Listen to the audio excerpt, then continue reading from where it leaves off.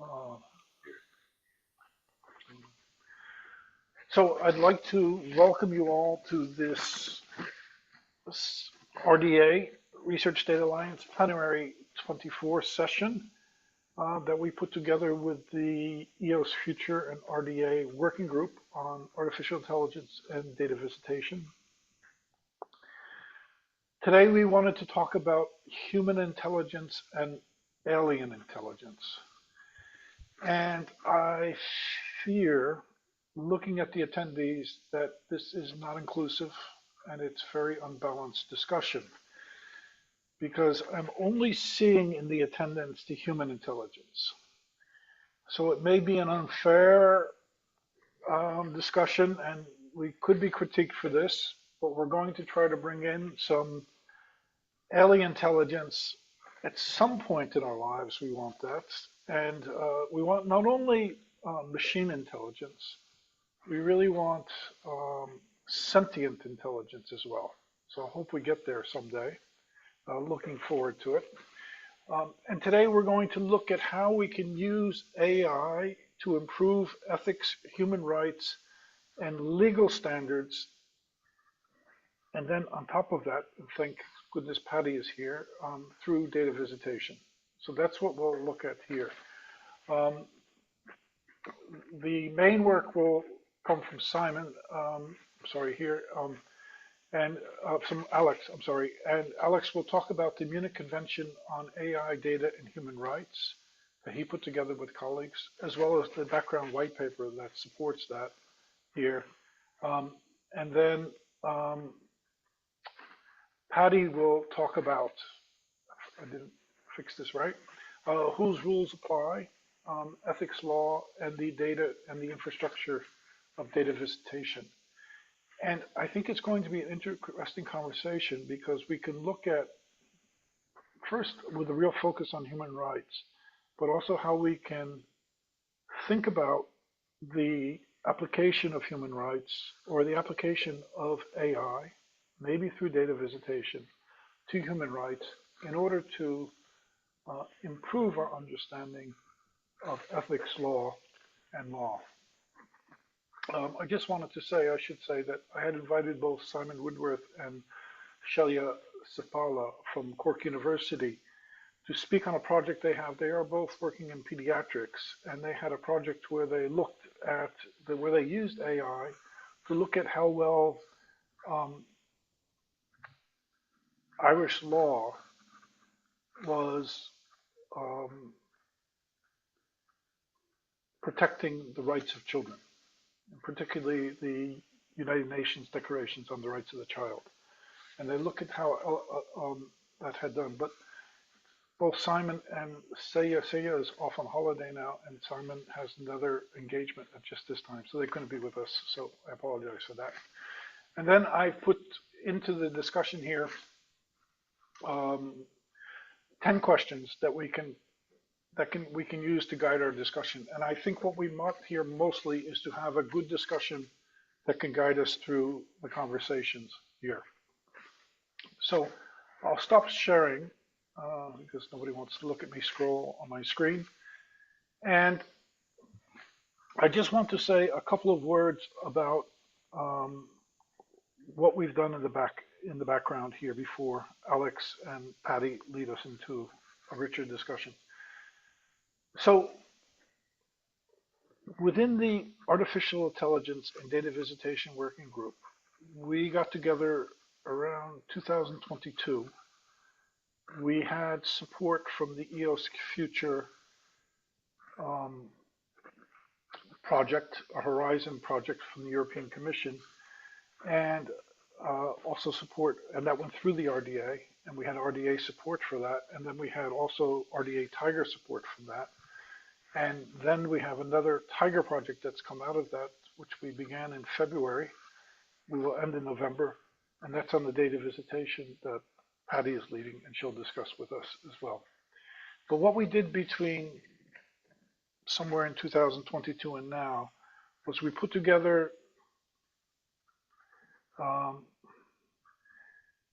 really 5 documents. One is on a guideline for ethics committees. Another is a guideline for informed consent. Another is a document on a Bill of Rights for um, AI, for the use of AI. Another one is on uh, contracts within the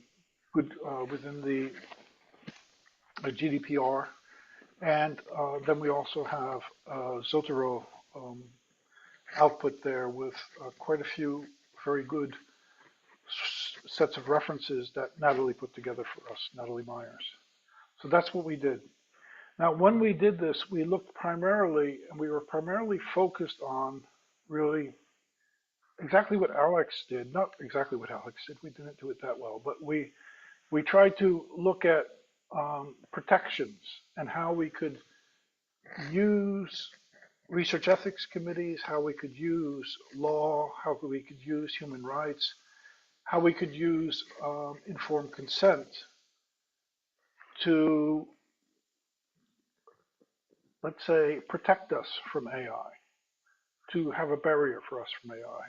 And I think that's a very important discussion, and we've done quite a bit of work on that.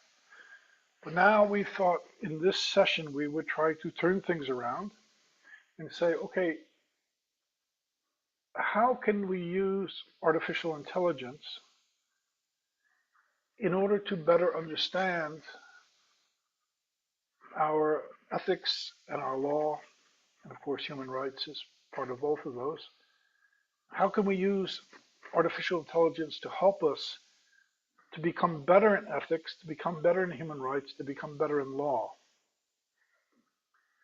And also, can we use artificial intelligence to show us where maybe we don't change our principles, maybe we don't change the standards that we're using or the policies or the laws that we have, but just based on the standards and the laws that we have, can we use artificial intelligence to show us our shortcomings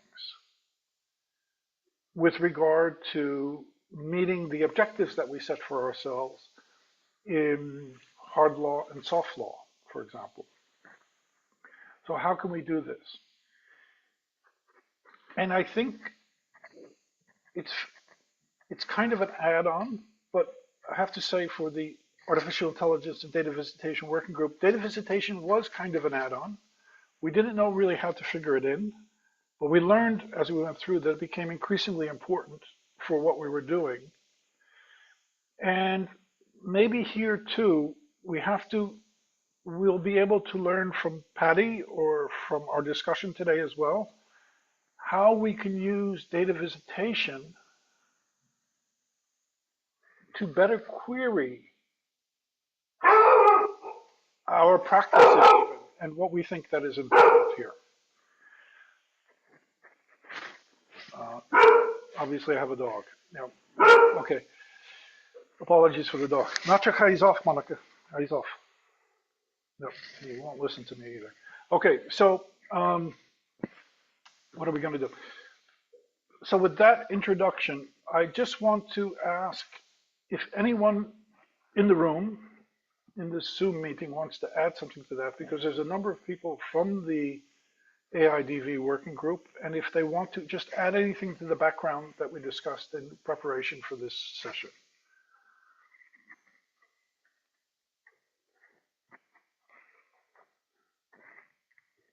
And I learned this teaching, you never ask a group of people a question because you get no answer. You have to ask one person, really. So Lars, would you help us a bit?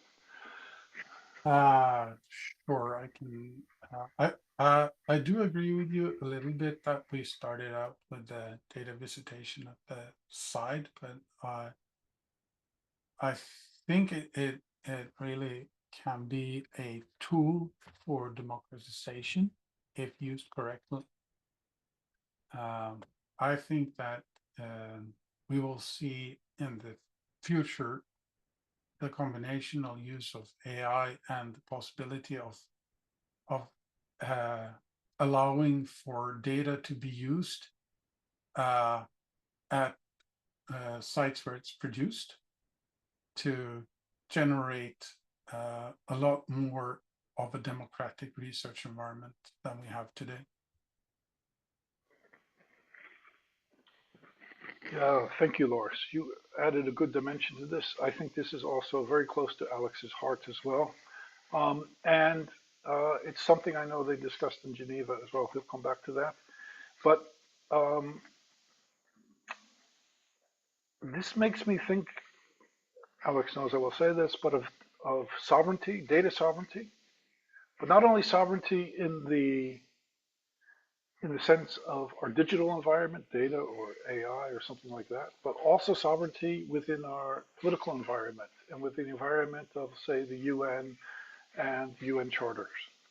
So I think this is there's a question also in the thing on sovereignty. I couldn't leave it. And that's something I learned from Alex and his colleagues.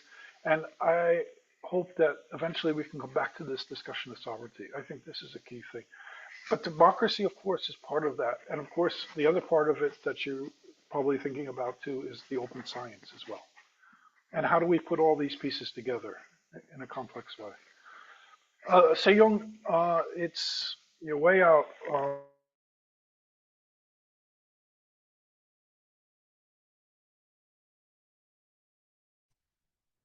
Francis, I think your voice got muted or something. We couldn't hear you. Just 1 second. I'll probably come back in now. Go back now, yeah. Good, thank you. My headset is not so good. Sejong, your way out Washington State, so you've had a tough day. But is there anything you want to contribute before Alex takes to the floor? Because you have been also really helpful, especially on the data visitation part, and you're somebody who understands this data stuff well too. You're on mute. Sorry. As a data curator, and then I'm helping, a lot of researchers in data management and sharing. This is such a fantastic topic because, NIH and other federal agencies are coming down on, protecting the data. So they really don't want people to take data out of the storage platform. So data visitation will allow you to do that. So we want this technology to be widely accepted and well tested.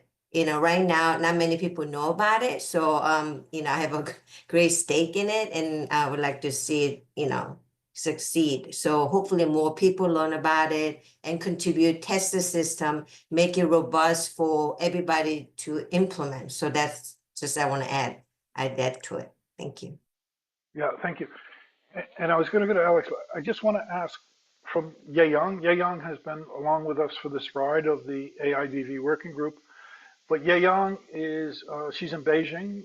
She is the person, I think the person I know who knows a great deal, if not the most that I know of, about what is going on in all of the different laws and practices within China.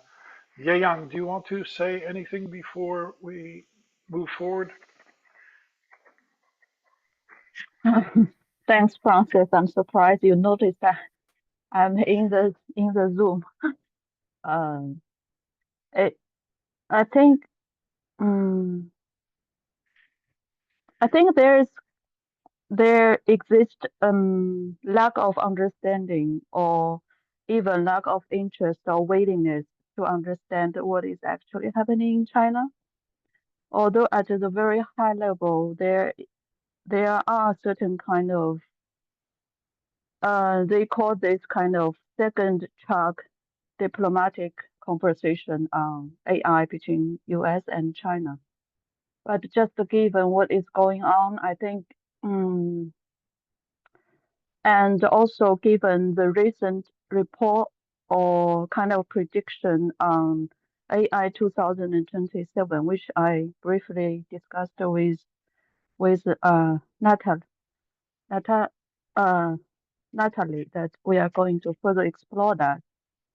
I think the time frame and also the urgency of act upon or calling upon understanding you mentioned like human rights and democracy and or even the idea of a world a global world is crumbling, I kind of feel quite overwhelming by that, especially the lack of interest in understanding what is going on in China, but just continuing using the not bias, but just the lack of understanding, a lack of interest to understand, and then to frame such a framework of prediction and build on that. So that is kind of vicious circle. I think that's also why I kind of rejoin such conversation. So not just to learn about what my colleagues and friends are doing, but maybe to try to do something to break that cycle. I'm not so sure how to do that, but I think or I feel that is quite a necessity. I'm not so sure what I said make any sense to anyone here or make sense to the project you are discussing here. But thanks, Francis, for giving me the opportunity. And yeah, I just voiced my concern. Thank you. Good. Thank you, Ye-Yong. I think I agree with your sentiment too. Fundamentally, we need to understand each other, and in order to do that, we have to have an interest in what we're doing as well. And I think it's very important that you're here and also others are here to open our horizons and make sure that we keep a sight, not just on ourselves, but also on others as well. Alex, please take us into this labyrinth of incredible work that you've been doing, both um, the original paper and the white paper as well. And also just try to give us an understanding of, yeah, how you see this. And maybe even if you would say something about the meeting you had at the Human Rights Council in Geneva 2 weeks ago or so, in, um, in trying to give us an atmosphere of this political side of it, as well as the ethics, the human rights that we look at as academics, as people engaged with data and so forth. Um, and then Patty will give us also a more technical side. And I hope we can put these things together. Thank you.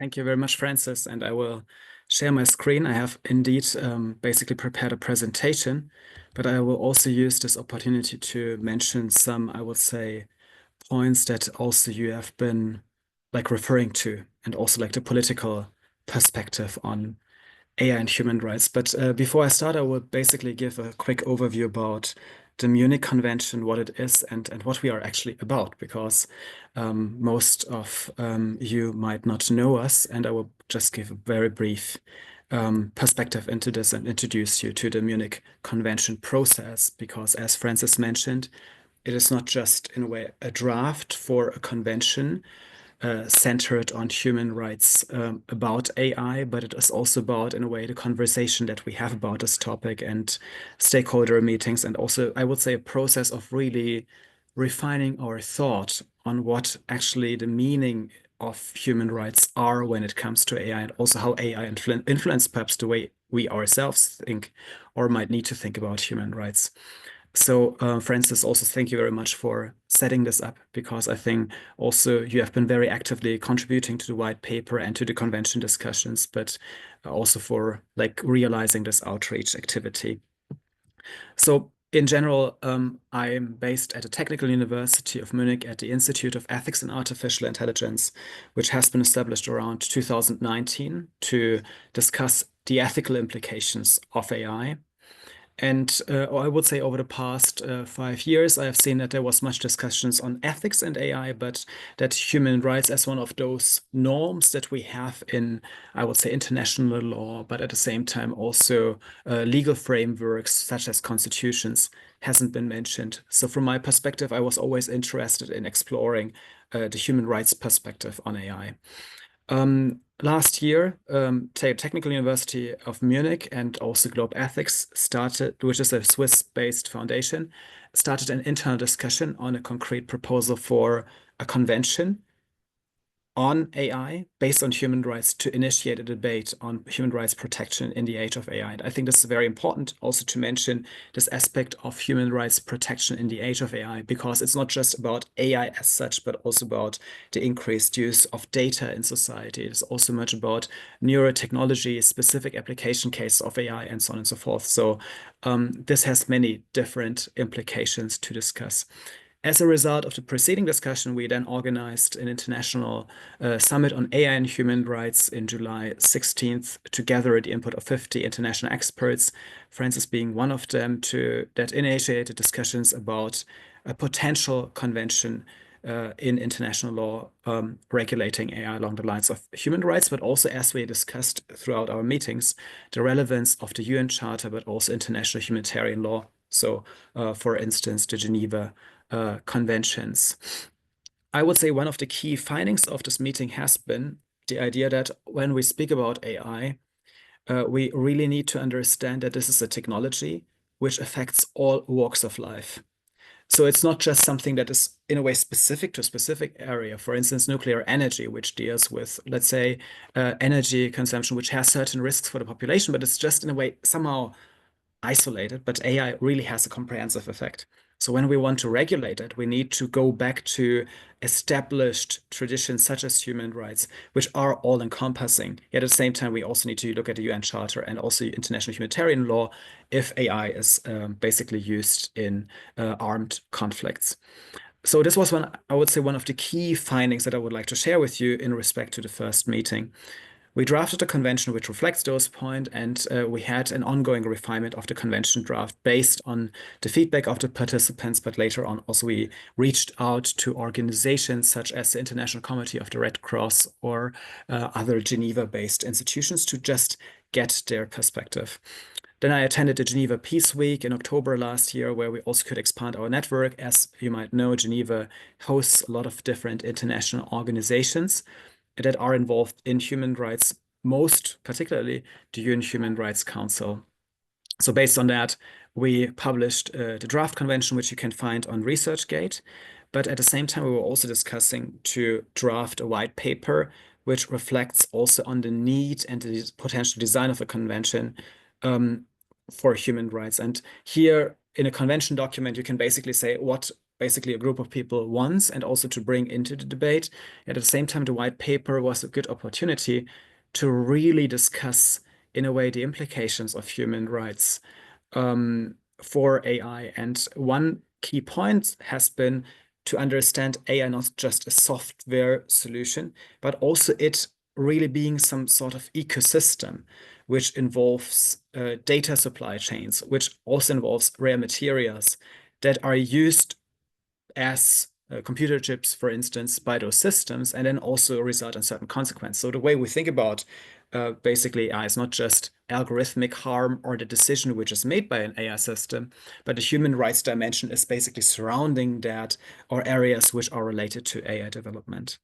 Apart from that, we also looked into the different, I would say, technological and scientific debates that are related to AI. For instance, the progress of AI when we look at neural rights, for instance, when we have human machine interfaces or even brain machine interfaces, which collect data which is very specific to individuals and might also offer a glimpse into their thoughts or at least promises to do so.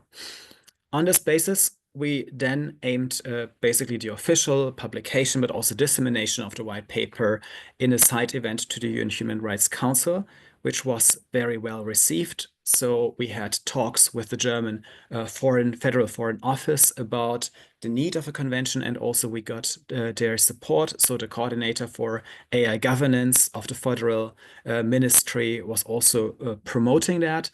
At the same time, we had also representation from the Global South, particularly Ambassador Carr, who is UN ambassador for Geneva-based UN organizations of the Gambia, was very much pushing this forward. So what we could see during this event, I think, is very much this idea of, okay, we are right now have reached a point with AI development where we really need to have a debate about how to regulate that from an international perspective. And well, like the perspective that we have on human rights and AI is quite complex. So based on this, I think we have several outcomes which I would like to share with you, and I will also go a bit into the content-related details of them.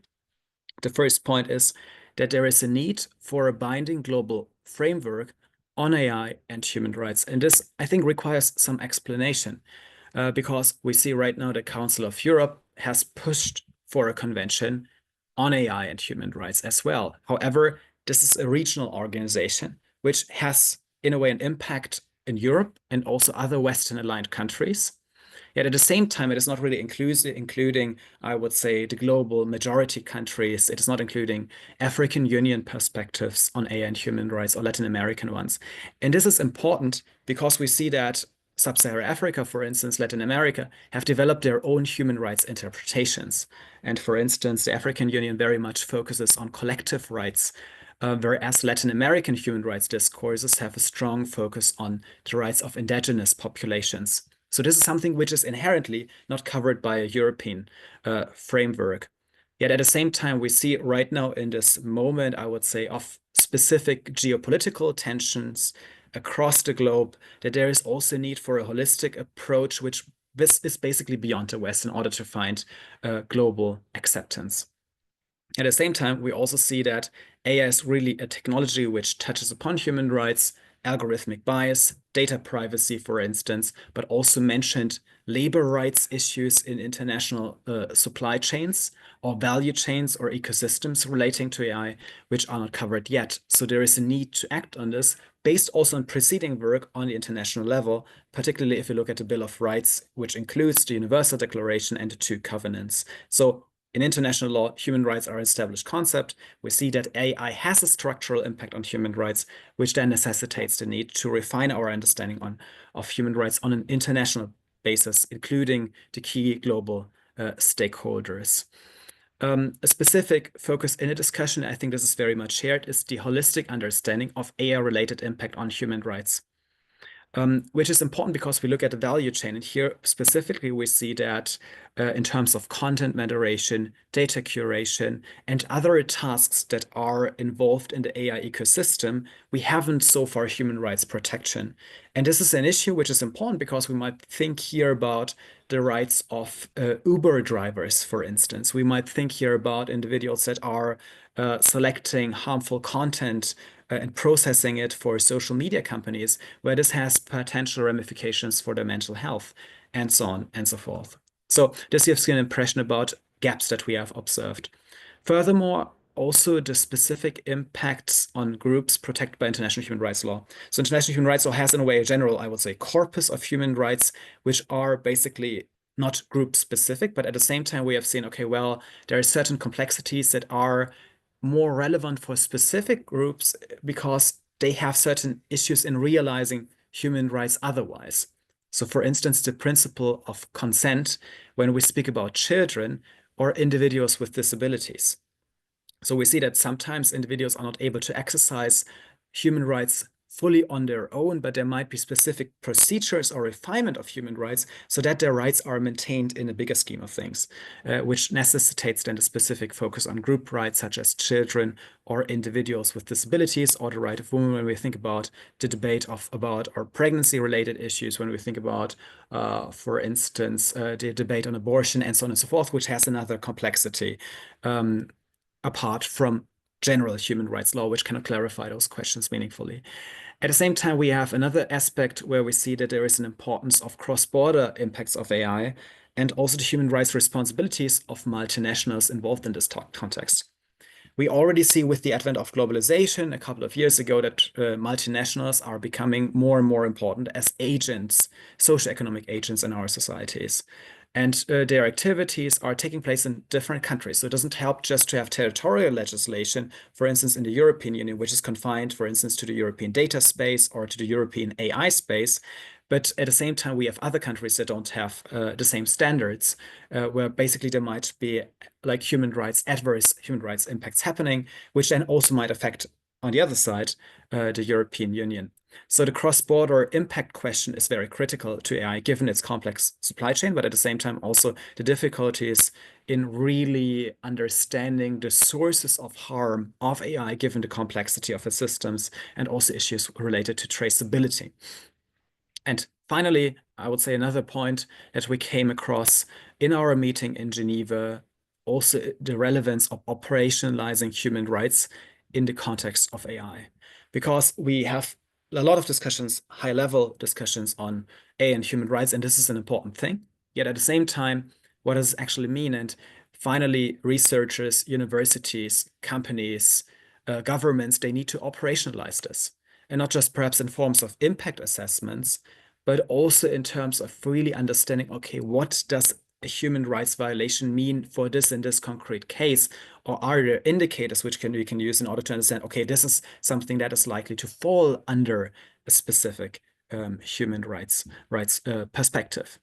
So from that end, also we see the importance of the UN Guiding Principles on Business and Human Rights, which are applicable for multinationals to use human rights also in their implementations of AI globally and not just in areas where AI is tightly regulated. So in a nutshell, I would say these are the key points that we have identified in our Geneva meetings and also based on the work related to the convention, involving the convention draft in itself, but also the white paper where we were discussing also adverse human rights in the context of AI. So this was a brief summary from my end, but I'm also happy to answer any questions directly that are related to my presentation.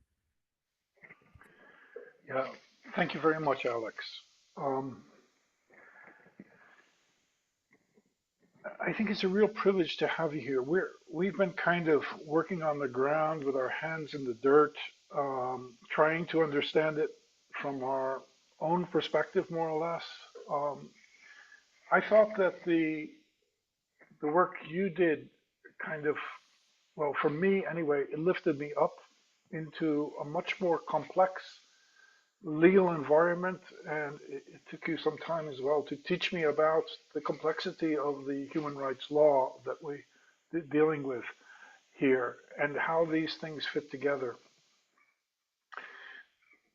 I was struck by the session that you held with the United Nations Human Rights Council during its week-long meeting. You had a session of an hour, I believe, there. I was just sitting in the back of the audience, but I was really struck by, firstly, the number of people that attended.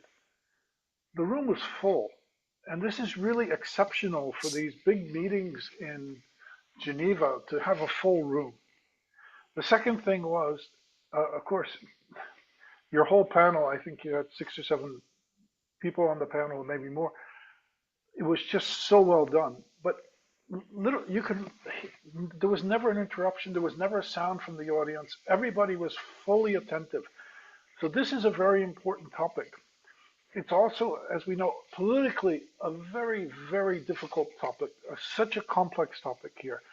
And I think one of the reasons why your session was so successful, both in the preparation that you did for it with the 2 documents, but also the convention document and the white paper, in the preparation of it, because I think that as well as your presentation to the audience was that people saw that there might be some pathway in what you were presenting towards getting a kind of international consensus on this topic of artificial intelligence and human rights. Are there any questions for Alex or comments or thoughts? So we have a question from Lewis in the chat. Yeah. Yes. I think this is a very interesting point.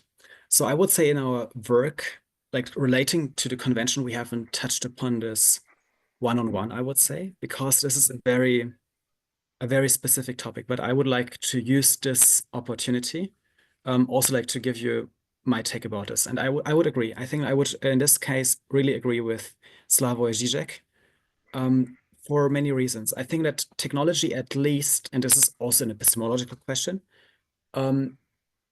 comes close to understand the way we think. And I think a couple of days ago, we have seen in the news that this is an emerging topic, and brain-machine interface are getting more and more important and are also much more feasible. Well, we can say perhaps like the accuracy is 95%, or we can say 90% or whatever, but we see similar progress when we talk about lie detectors. So I think the point is that this kind of innermost mental life or mental space, and we also have a similar debate also in Germany surrounding personality rights, is something that is threatened, and technology is going into that. And my personal take is, and it might be traditionally, I think when it as a response to AI, policymakers were mostly trying to protect the concepts of human rights that we already have, logically so, because they're bound by constitutional courts, rulings, and so on and so forth to do so. Which makes sense. So you try to reconstruct what you already have and to use it as, and to protect it in a sense, which is legitimate. But I personally believe that owing to the fact that we have a lot of trade-offs, think about individuals with the locked-in syndrome that might require such technologies. Thinking also about, I would say, very specific derogation cases, there will always be societal pressure to apply those technologies in certain areas. And I think there's a stronger need, perhaps, really to think differently about human rights in such instances and to say, okay, well, if we have technologies that are able to read our thoughts, for instance, and also to intervene in freedom of thought, perhaps we should rather try to establish other freedom rights in respect to protecting things that we are criminalizing right now. So I think traditionally, I just want to give you an example. Traditionally, we would say lying is bad. We would basically say every religion makes the claim lying is something which is inherently bad. Most moral systems go the same way. But if we have technologies that allow us to read our minds, perhaps we might to rethink also those kind of propositions, because actually we can right now make this analysis. So it might be a bit challenging to say, and of course this requires a very specific and long human rights discussion, but I think we need perhaps in many ways additional human rights when we see that areas which we believe to be protected from technology are opened up. And again, once we have technologies, they are likely to be implemented. Think about the pressure that you might have when it comes to individuals with disabilities. Think about also locked-in syndrome. So once you have those technologies being implemented, it is happening. So I personally believe that it's not very likely that we will prevent technological progress of this sort, but we rather need to rethink new rights and to perhaps protect what we want to protect on a different level. Let me frame it like this. Yeah, thank you, Alexander. Lewis, I'd like to ask Lewis if he'd like to say something. He's put some more in the chat as well. I know Sayon wants to say something, and Gabrielle, and also there's another comment as well. But Lewis is with the Department of Defense in just outside Manila in the Philippines. Lewis, do you want to say anything?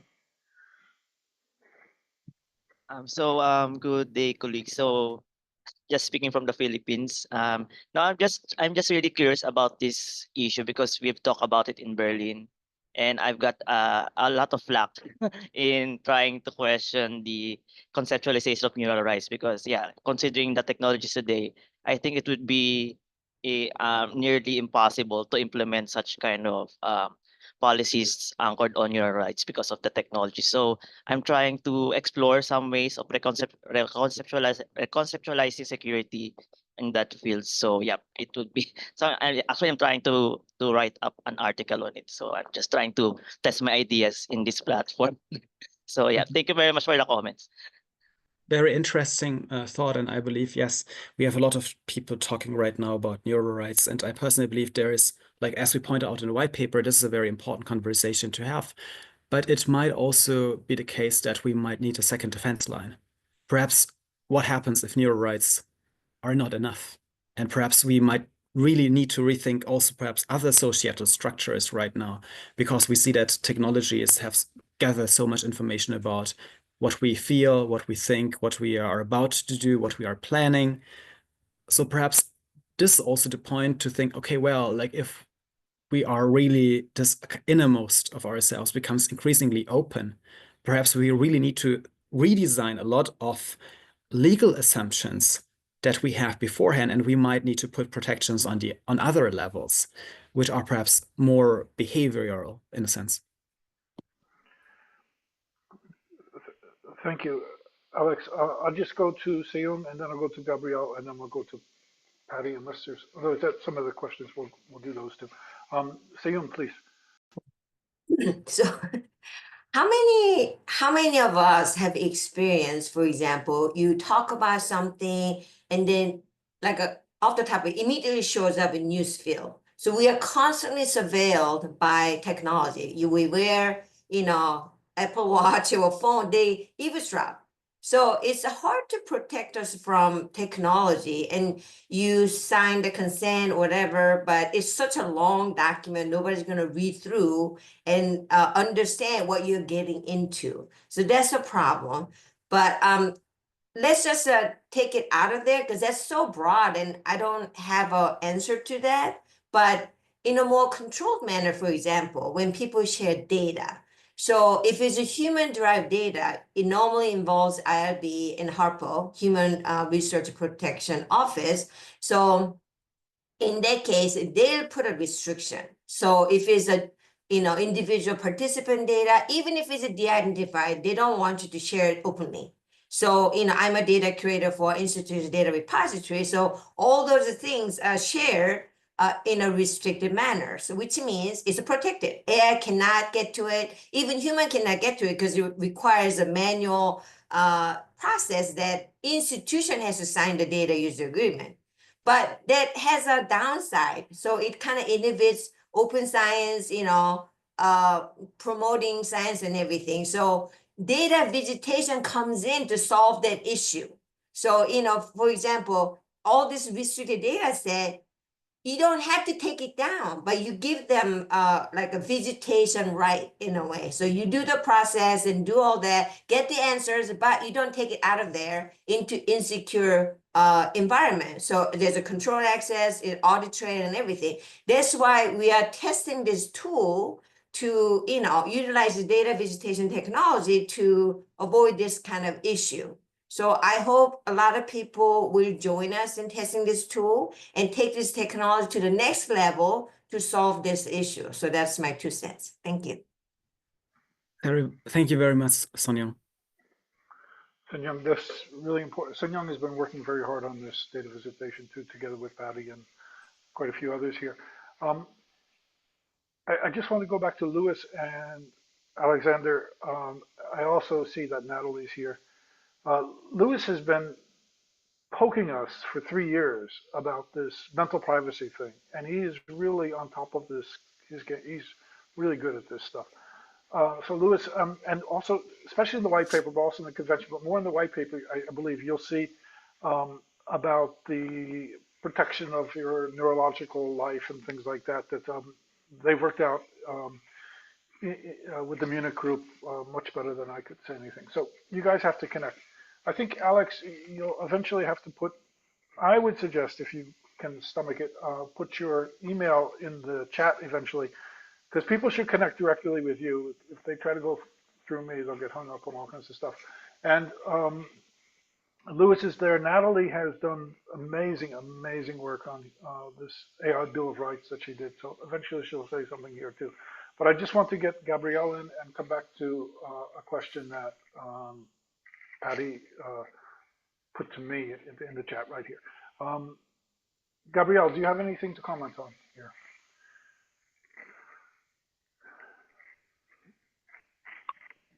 Yes, can you hear me? Yes, we hear you. Very good, thank you. You're welcome. So the question that I have been really excited regarding the session or the meeting that I have been in Geneva.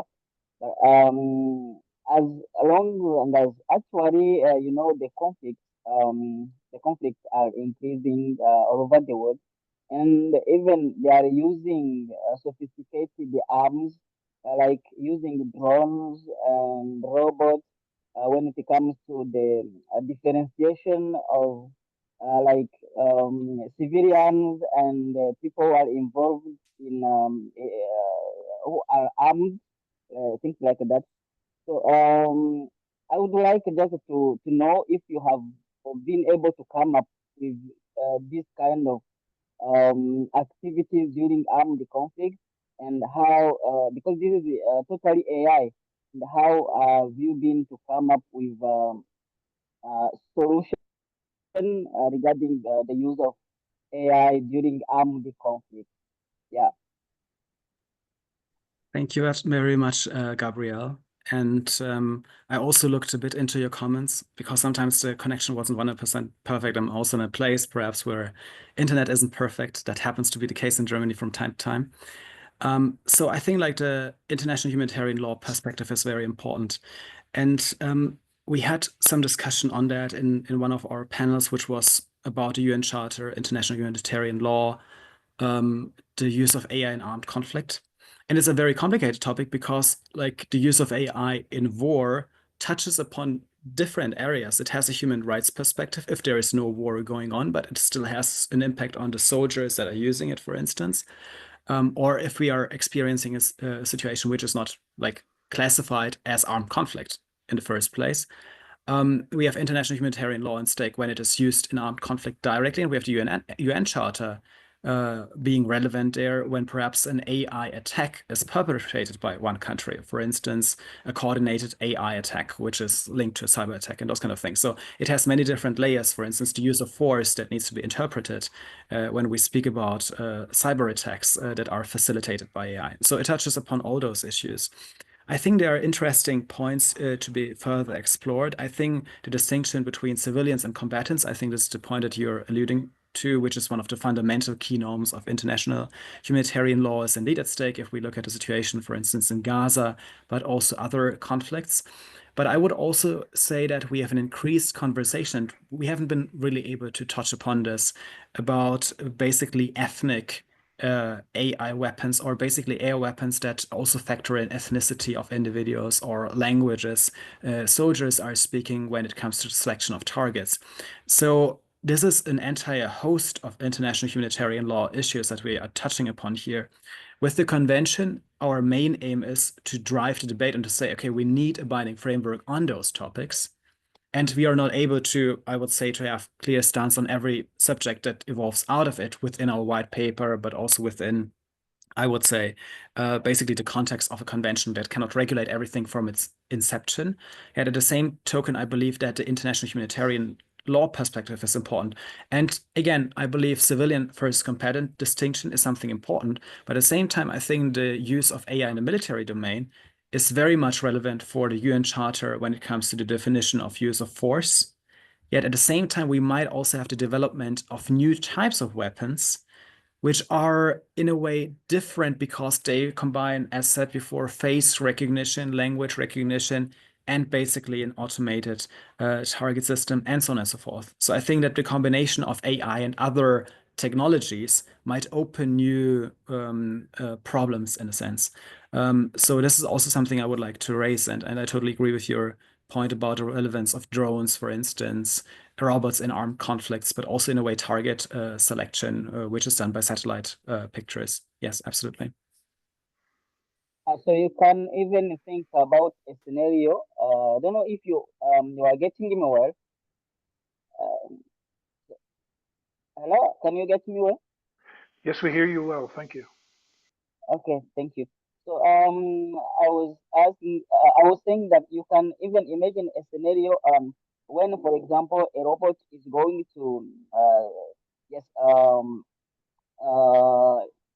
for example, is involved in an armed conflict, is going to fight, and in case it reach out in front of, for example, a kid that has, for example, how can I say, a kid maybe has something which is not a num, but which looks like a num, those kind of simulations, and a robot can be able just to kill the kid, just thinking, or I don't know if it is the term is good, thinking, thinking that the kid is going to kill the robot. So can just think the kid has the armed is armed, things like that.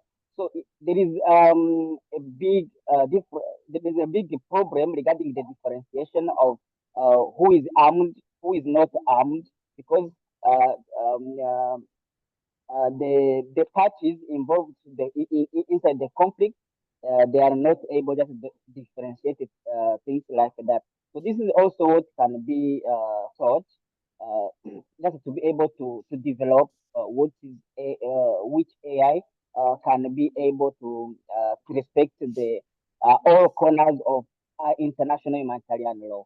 Thank you very much. Thank you very Thank you. much, Gabriel. Good. Thank you, Gabriel. We'll probably come back to this too. I see more in the chat. There's many more questions in the chat. I do want to, though, ask Patty to give her some thoughts around data visitation too. It's going to change the discussion a bit, but I think we need that change because we need to look at this relationship now between what many of us here think are important, which is ethics, human rights, policy, law, that kind of thing. But we also have to look at this in relationship to the technology side and what the technology brings us. So if we could bring Patty in, I think we can get some kind of conversation or dialogue or interaction between what we see as human rights and so forth. Alexander, if you put your, if you want to, I'll ask again, your email address in the chat, and maybe if you have a link to the slides, that would be helpful because trying to get them from me will be a terrible thing for Absolutely. people here. Yeah. I'm happy to Patty. send all the slides, and I have already put my email address in the chat. Unfortunately, I need to leave right now because I have another call, but it was a pleasure to talking with you, and also thank you very much, Francis, for your kind invitation, and looking forward to further discussions and elaborations, and we keep in touch. Alex, just before you run off, firstly, thank you so much. I think you can see from the discussion you've animated this enormously. We'll miss having you with us for the rest of the discussion. We'll do our best without you. But yeah, please, people, keep in touch with Alex, and I'll try to get his slides to everyone here too. So either through Alex or through me, you should be able to get the slides. Thank you, Alex, and wish you a good day further in Munich there. Yeah. Thank you very much. Good. So, Patty, over to you, please. Yeah. Okay, I'm going to show my slides. I prepared them last minute because we actually had another set of speakers. So let's see how it goes. Where is the view slideshow? You're seeing my slides? Well, right? Yes, now, right? So this is a little bit of a letdown after talking about a war of the robots. Here we're going to be more data oriented, and sometimes data is not as sexy or as dangerous or as scary, right? In this case, because yeah, the war of robots is not really sexy, it's scary. Something I wanted to tell Alex, but he left, is we basically have two Technical University of Munich alumni here, because I also I got my computer science degree at the Technical University in Munich. I lived there 10 years. So it would have been nice to just share that with him. Okay, so let's talk about some of those rules and how they apply to the technology. The point of view here of this presentation, I'm going to show some of the slides that we showed earlier this morning, and I'm interspersed with some of the ethics and laws and regulations that we at Lifetime Omics have to follow and keep in mind as we develop an AI-driven data visitation platform. So this is already known for most of the audience here, but just to make it again clear, when we're talking about data visitation, we're talking about not moving the data, to protect the data. And it is obviously there's many regulations around data protection, especially human subjects protection, and we'll talk a little bit about that afterwards. So the core question, whose rules? There are many different rules. We heard from Alex that there are many groups worldwide who are developing new laws, new rules, new policies to protect us from AI.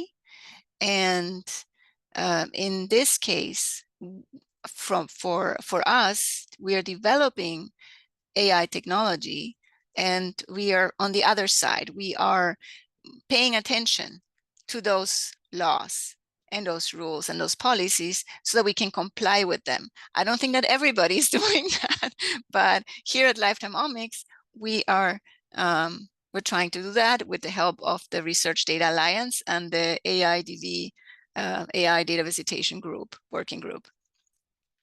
So what is Fairless? It's an infrastructure for secure data visitation. It runs AI-assisted data management, especially data validations. It uses some the FAIR principles for data management or data sharing, and it adds analyzable as the fifth principle. And as I mentioned earlier, data visitation refers to moving the analysis to the data. So the next few slides are the ones that I showed in a previous session. They describe Fairless, and the last slides actually will cover the topics that are more relevant for this session. But I think you should know what the Fairless technology is, and it is it is a new paradigm in data management, in that it actually has two components. Fairless has two components. It has a central data registry where a data contributor adds information about the study and the data. And then the second component is a data visitation quality control tool that is installed wherever the data resides and then analyzes the data. It also uses AI to help the researcher with their data management or data curation. Here's another graph, sorry. Okay, maybe I did too much talking this morning. Here you can see the central data registry. That is one of the components. And then you do have the tool, the QC tool, the data visiting tool that can be installed in different machines or wherever the data is, and to run quality control.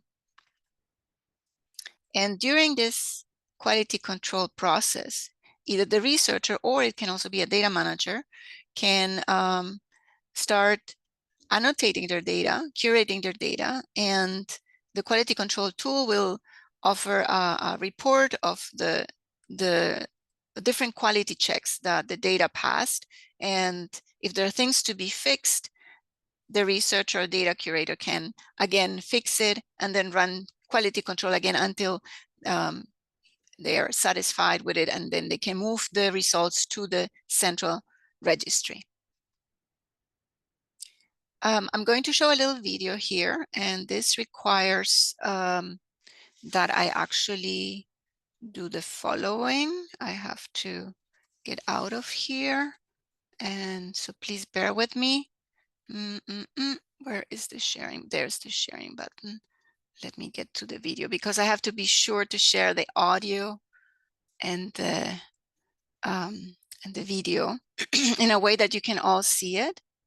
So I'm making this a little bit larger here, and let's see. So here it says share sound, optimize for video clip. Okay, share. And it is no secret that artificial intelligence is revolutionizing research, offering unprecedented opportunities for data analysis and knowledge discovery. We also know that with this power comes great responsibility. So, how do we ensure that AI access to research data remains ethical, fair, and effective? The Research Data Alliance has taken a leading role in AI data visitation, AIDV.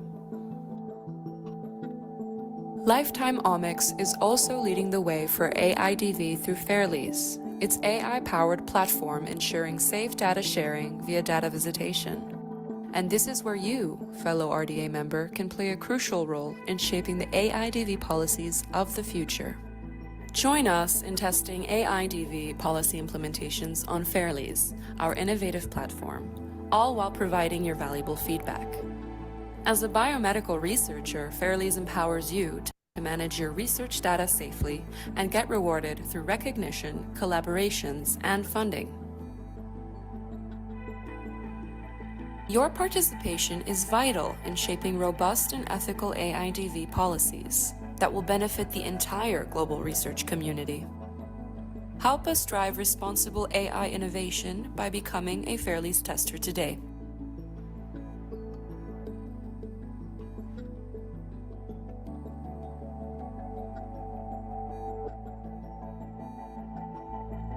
Okay. So you could all see it all worked nicely, right? So I'm going to go back to my slide deck here. Let me see. Take your time, Patty. That worked very well. Okay. And it's amazing you can do that. I can never get those, the video and the things and the Yeah, I had to presentation. look. I had to look it up because last time nobody could hear it. So now I know how to do it. Okay. So I just pass to the next slide. This just shows a little bit of the overview of the central data registry. We talked a little bit more, and I showed a little demo this morning. So I'm going to go to the last slide.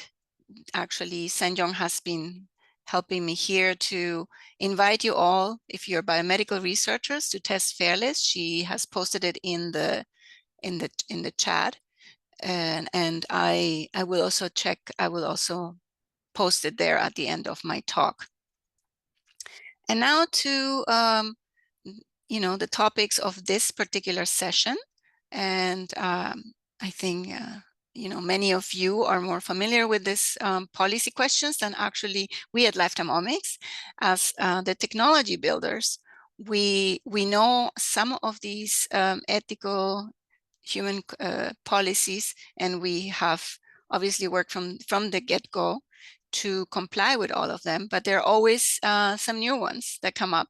Here are some of the ethical considerations that we have considered, and I'm just sharing them with you. We can come back.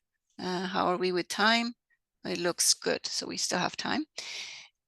Then we do have some legal frameworks. You are all familiar with obviously GDPR and HIPAA, and that is one of the reasons why when we designed our technology, we architected it in a way that we can leave the data where it is, and in such a way that we can protect the sensitivity of the data, especially given that ourselves or myself when we were working on a COVID study, we had to deal with having protected data that required ARB approval, etc. So we are very familiar with this legal frameworks.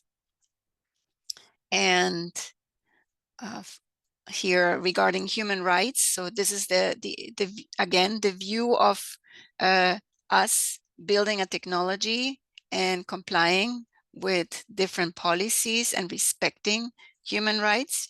You can see some of them. You're all aware of it, and I would say the discussion today probably has been more about how to make sure that technologies like Fairless actually do respect human rights. And it is probably the biggest question, obviously. And I would say here is the path forward. Talking about that, I think this session, and Francis will agree with us, is helping to define how to define new collaborative governance around AI and access to data in this particular example. So thank you.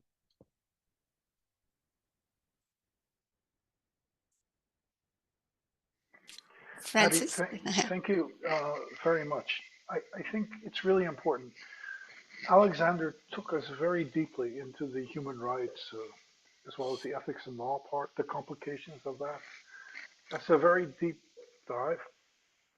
The data visitation, though, takes us back to the technology and takes us back to the technology in at least one use case, or let's say general use case example that we have here. And I think we really need to have that dialogue between the two of them. There are questions still in the chat, many more points here, but I wanted to start just to see if there's initial reaction to what Patty has shared with us, and if there's any thoughts about the data visitation with regard to AI.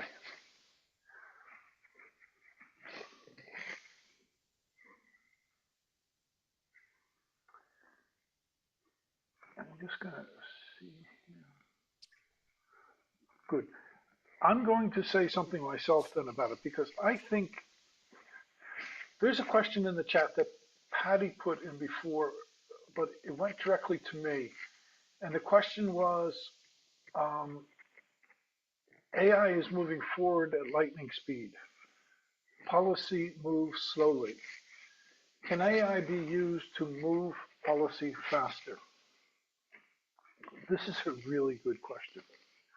This is a really important question too. I will give you, it makes me think of, I participated in a large meeting in Brussels on the development of the AI Act.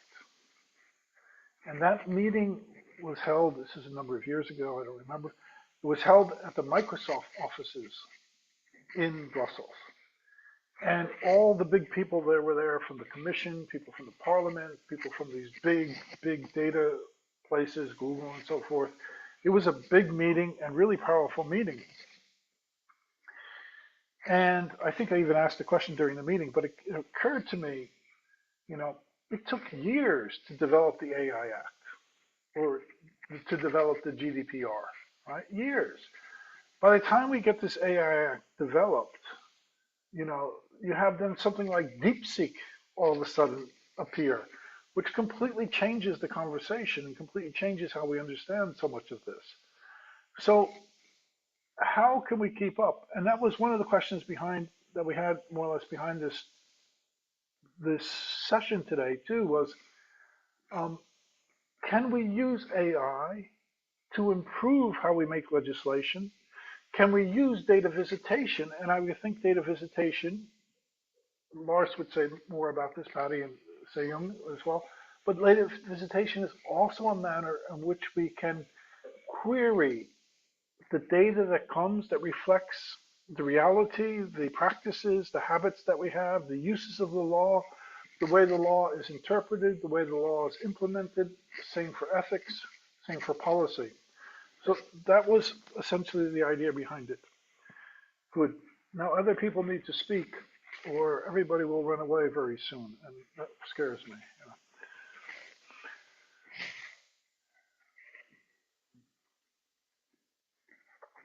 It's just interesting, the Patty.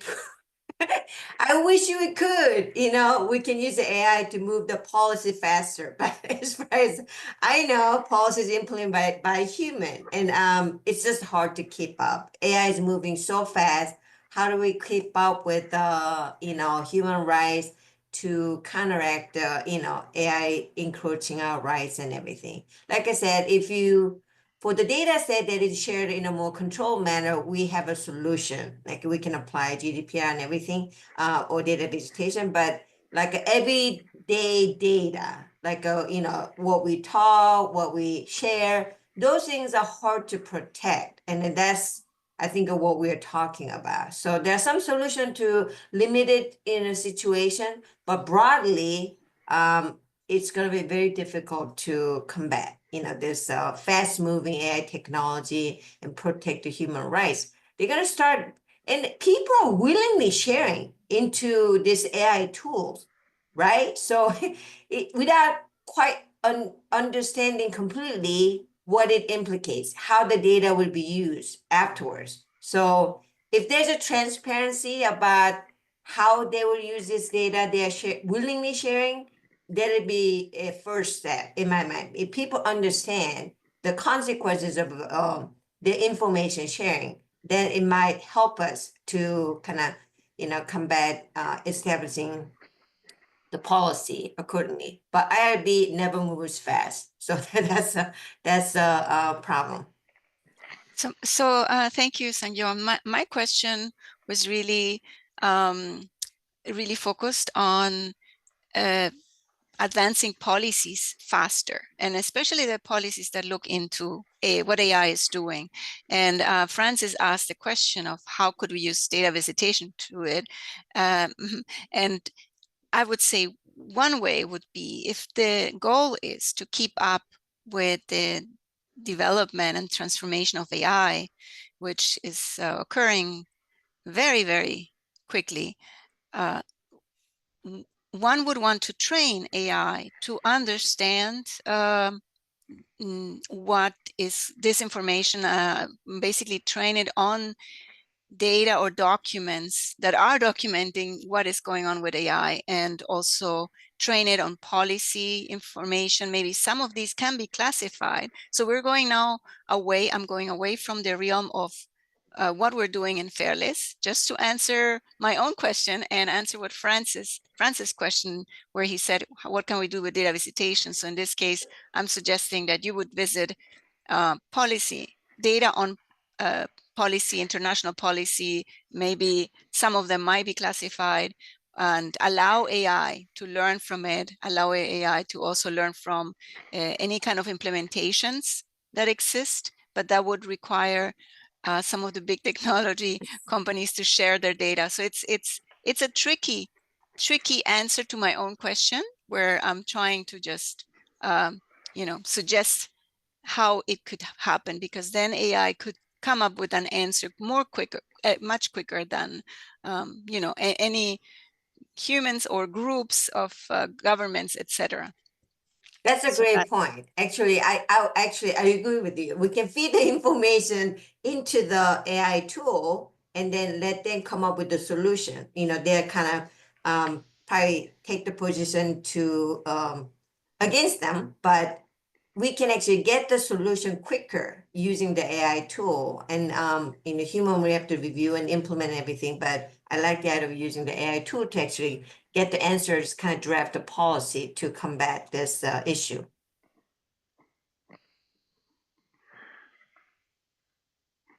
There's a complex issue here too. One of the in the discussion on AI and publications, for example, scientific publications, the questions comes up: should AI be an author? And almost everyone says no. Almost everyone says no. They say no because it's not accountable. But I don't think that's the real reason. I mean, people die, they're no longer accountable. The papers, we still quote them, right?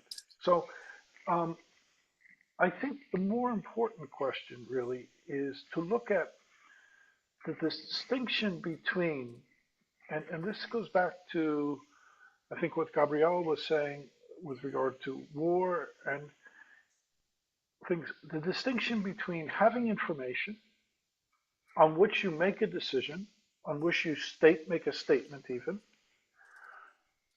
and the decision itself. The decision to make that statement, the decision to take that action with your drone or something like that. So these are two different things. And intelligence seems to involve not only having the information, having the data in our RDA case, but also the decision-making part that goes with it here. Any comments from the floor? This is from from other people in this Zoom room here. Then there's one other thing. There's two questions that come in here. If I can find them back. One is Lars, and the other is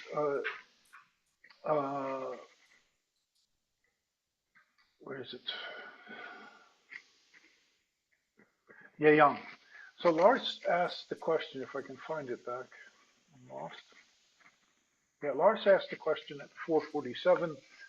We often speak about protection against technology rather than the thought behind the use of that technology, which means we talk about protection against immutable threats rather than the preservation and protection of the underlying issue, which is really a very perceptive thing. Lars, I don't know if you want to illustrate that further.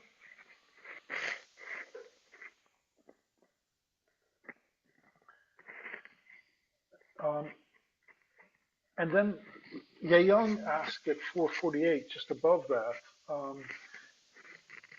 is there discussion on generational rights, either currently or more future oriented? And I think Yeyong is also pointing us towards what's more of an underlying issue than simply the information part, but rather how we decide about the kind of people we are and the kind of lives that we have. And she says this concerns how much levy is given to the concept of human and this idea of transhumanism, which is becoming more mainstream. Yeyang, do you want to open that up further for us? Particularly in light of what Lars has said, what's really of underlying importance.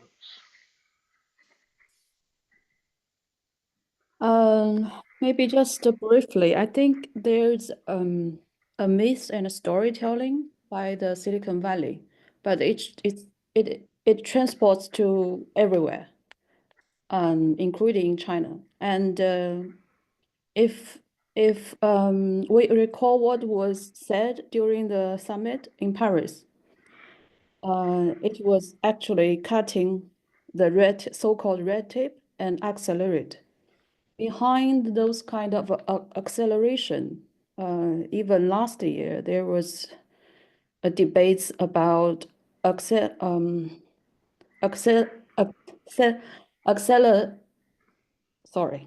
about for the benefits of future generation, we must accelerate the progress, including AI and BCI and anti-aging and space travel. So and so on and so on and so on. I think the storytelling has taken a rather predominant place in media, in social media. I'm not so sure about the case in Europe, but it is certainly so in China. And given that such storytelling and imagination about what we will be, not in very long distance of future, but rather near future. For instance, the BCI, so brain-computer interface, that technology actually moves very fast nowadays. And also the investment into anti-aging and lots of new kinds of reproductive technologies. In practice, I mean, maybe not in this room, but in practice, a lot is happening in terms of using those merging technologies in practice to tweaking how we perceive human beings and what is a life worth living, for how long, in what form, and even in which space, in which time.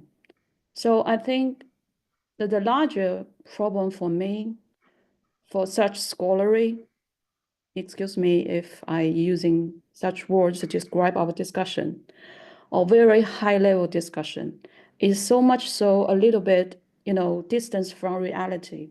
In reality, things is moving so fast.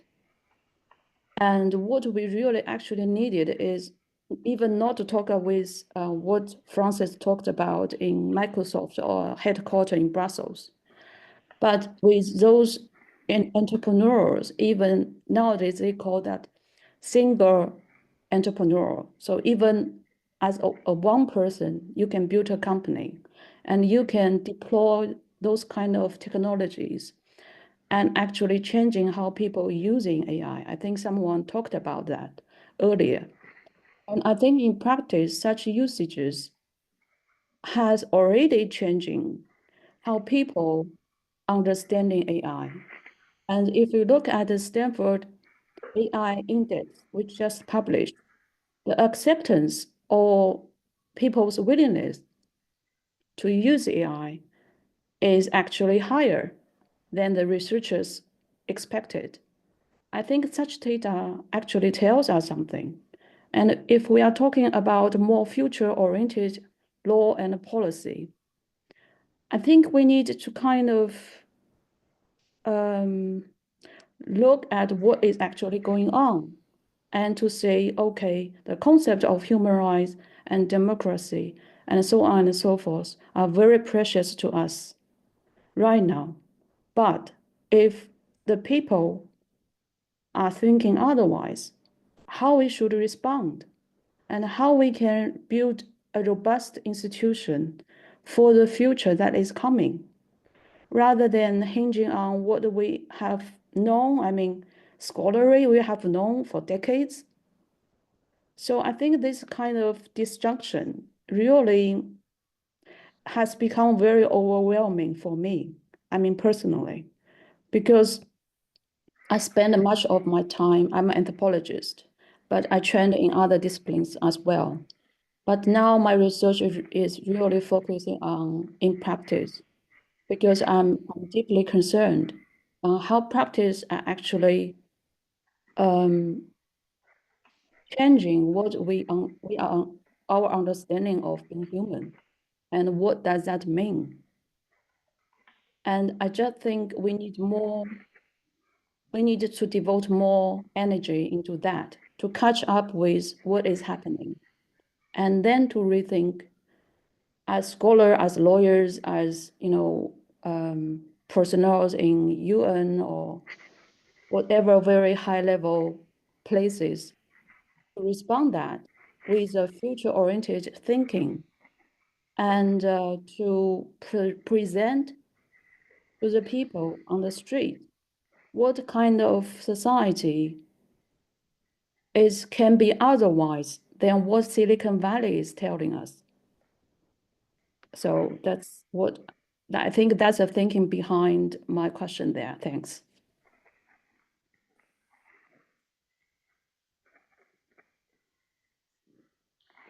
Does anyone want to add to that?